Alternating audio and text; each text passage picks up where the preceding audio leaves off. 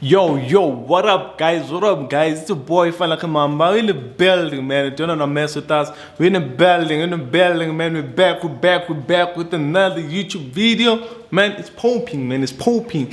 It's another educational video today. We just felt like, you know what, let's just give you something that is important, something that you can use in a trading journey. So we're just dropping this powerful video of a candlestick confirmation, and then we're gonna go deep into when we're talking about entries as well, such things, because of we realize that many of traders out there, they can literally see where the market can go, but then again they don't know where to enter and where to exit their trade. So that is what we're gonna be basically doing today. We're gonna be teaching you and giving you those hacks to kill the market with sniper entries, with those killer entries. So bear in mind and stay with us until the video is completed. One more thing that I just forgot to say, guys, don't forget to subscribe, don't forget to like, don't forget to share with your friends. Man, we don't want them missing out on this important information. You want them seeing, because of, remember, man, you don't want to be on the top alone. You want to be at the top with your friends. So share this video with them so that they can be able to see. Drop a comment to what you think about this video, and you can also drop us to what you want us to do next time.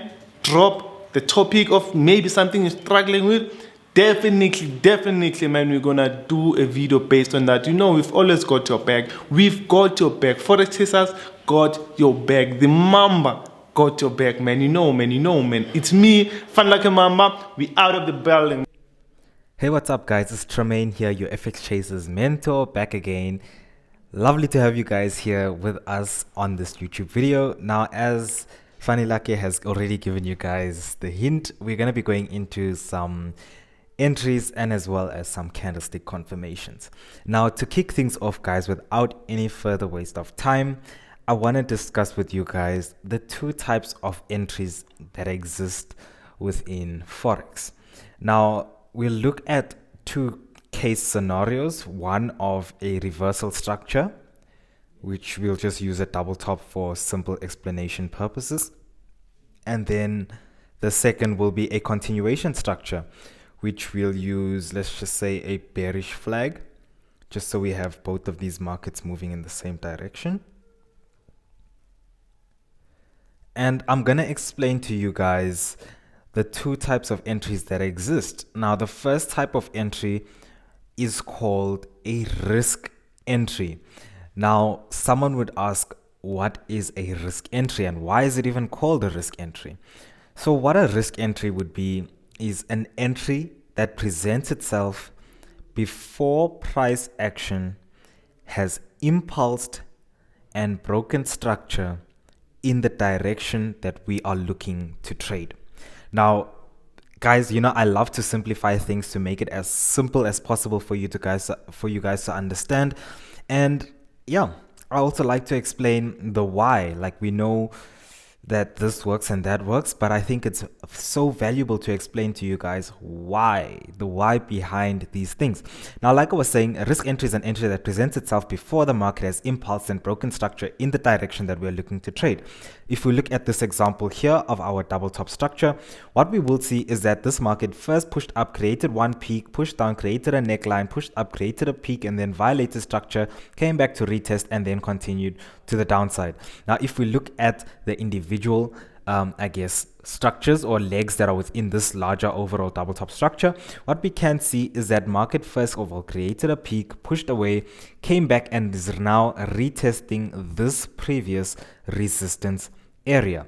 Now, if we got an entry in this area here, that would be considered a risk entry because the market has not impulsed and broken structure in the direction that we are looking to trade. Now, obviously, a reduced risk entry would be an entry that presents itself after the market has impulsed and broken structure in the direction that we're looking to trade. So for example, in this case, we have the neckline. We can see that prices have violated this neckline to the downside and then have actually come back to retest this neckline here, and then we see some continuation. So any entry that would present itself in this area here would be considered a reduced risk entry. Why? Because the market has impulsed and broken structure in the direction that we are looking to trade. Now we'll look at this next example here of this bearish flag, and I'm going to show you guys what a risk entry would look like on a bearish flag and what a reduced risk entry would look like.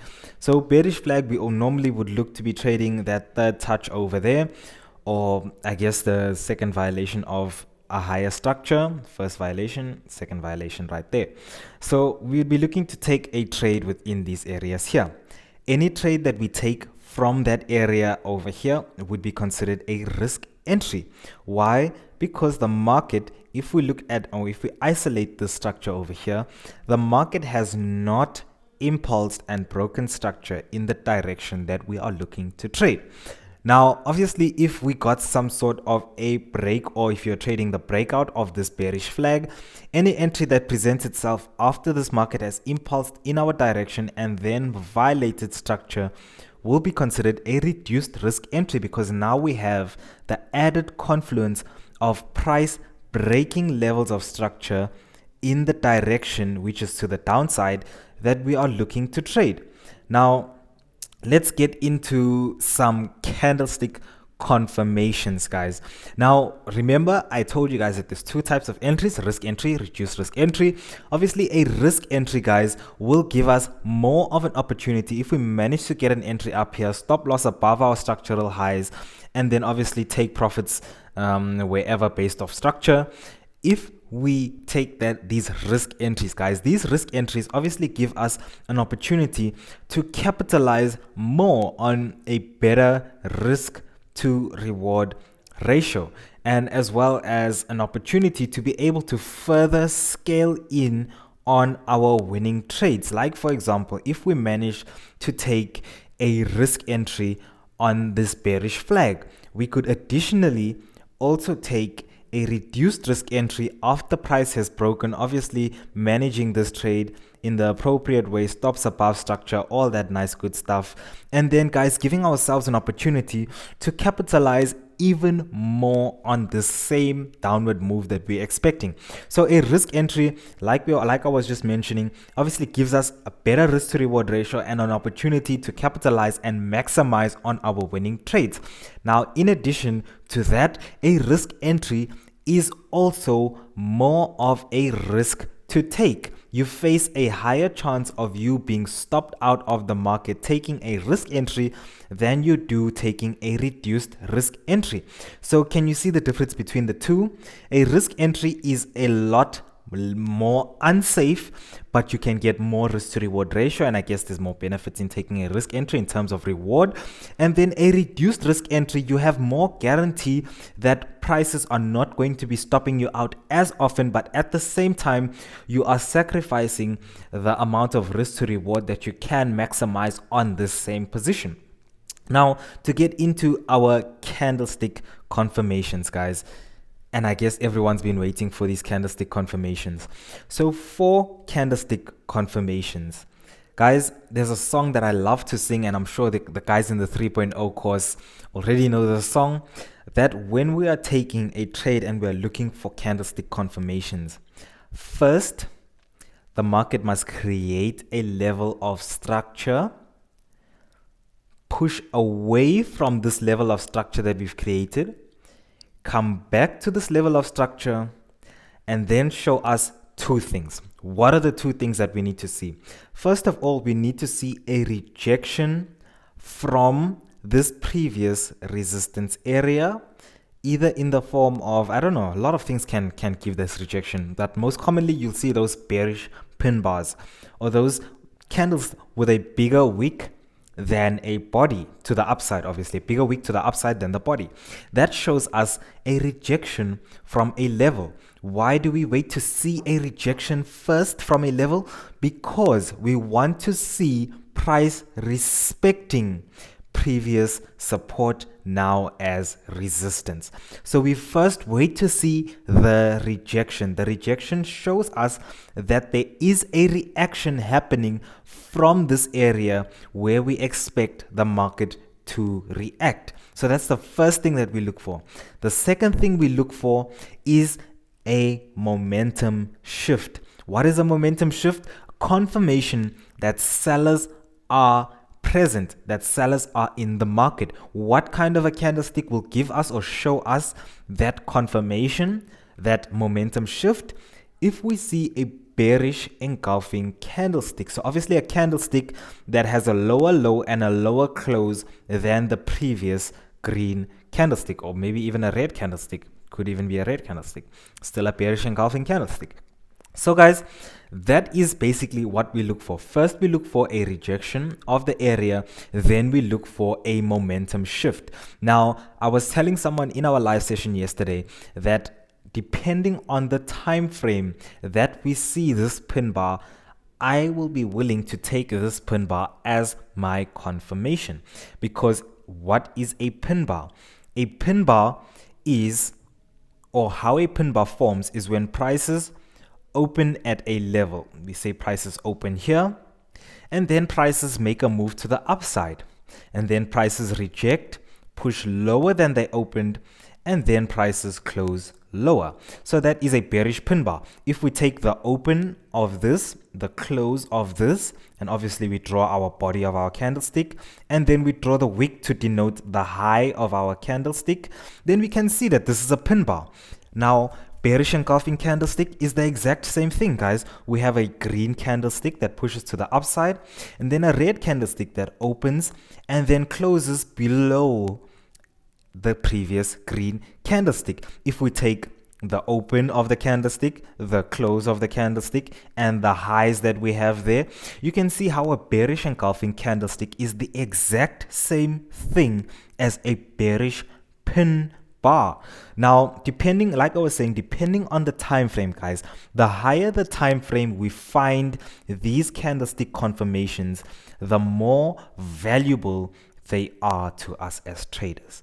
If we find a pin bar on the H4 candlestick, I'll be happy to take a pin bar as a entry confirmation. But if I was on a lower time frame, for example the 15-minute, then I would wait for a pin bar to form first, followed by my momentum shift, form of a bearish engulfing candlestick. So the lower the time frames I'm looking at, the more I want to see both of these happening. The higher the time frame I'm looking at, the more I'm willing to trade just a simple bearish engulfing or just a simple bearish pin bar. Now, those are the two major, or the two most important, candlestick confirmations that we look at. Now, I have a live example just to show you guys the charts. I know I picked a lot of very specific, nice, beautiful textbook examples, but we know that the market is not always so straightforward. So it's important for us to actually have a look at the market and see these things obviously happening in live market situations. So if we look at this, we can already see this head and shoulder structure that has broken down. So guys, if we were taking an entry, obviously from the right shoulder, that would be considered a risk entry because price has not violated structure in the direction that we're looking to trade. So guys, all I would be waiting for, like I was saying, is a pin bar to the upside followed by a bearish engulfing candlestick, and that would be my entry. Pretty much straight and forward. Now, that's not to say we never lose with these entry criteria, because remember guys, we are trading and we are trading based off probabilities. Now, we don't understand how those probabilities are going to play themselves out, but we know that if we execute one system continuously, we will make money in the long term. Now, I also just for you guys denoted an example of a reduced risk entry, which is obviously an entry that happens after prices have basically broken structure to the downside. We can see there we violated, impulsed in our direction that we're looking to trade because we're looking to sell, because we have a head and shoulder structure, and prices have basically retested some necklines over there, and then they've given us that pin bar followed by our momentum shift in the form of a bearish engulfing candlestick. All we do is we take the confirmation that we do see over there with our bearish engulfing candlestick, and our pin bars obviously stops above levels of structure, and then we'll target the exact same area. Notice how we have a smaller risk to reward ratio, but obviously if we refined our position on those smaller time frames, we would have a risk to reward ratio that would have been a lot better. So all we do from there is we basically just let the market play out, let the probabilities play out, and then we see what the outcome of our position is. Let's just play this out, see if we hit TP. Almost hit stops there. Wow, that was close. Let's just play this out, guys. I'm also excited to see how this goes, because I just randomly looked for a head and shoulder structure. The moment I saw one, pressed bar replay, make sure that we go back without really seeing and being biased when we are looking or when we are doing these types of I guess videos. So let's see, hopefully we're close to TP. Oh, beautiful. Nice. And we even follow through even lower, guys. So anyway, this is basically the two types of entries that we have. We have, like I was saying, just a quick recap for you guys. We have a risk entry, which is an entry that presents itself before the market has impulsed in our direction and broken structure. And then we have a reduced risk entry, which is an entry that presents itself after the market has impulsed in our direction and then obviously violated structure to the downside, because we're looking to trade to the downside as well. And the confirmations that we look for, all we're looking for is a rejection from a level of structure that the market has created itself, followed by a momentum shift in the form of some sort of bearish engulfing candlestick. Guys, it's that simple. There's really no magic to trading. Trading is just a game that is built on psychology and risk management, and if you can master those two, with addition to mastering your methods of execution and obviously the systems that you have in place to be able to manage your positions while they're open and all that other extra stuff, guys, you will be a consistently profitable trader. It's just a matter of time.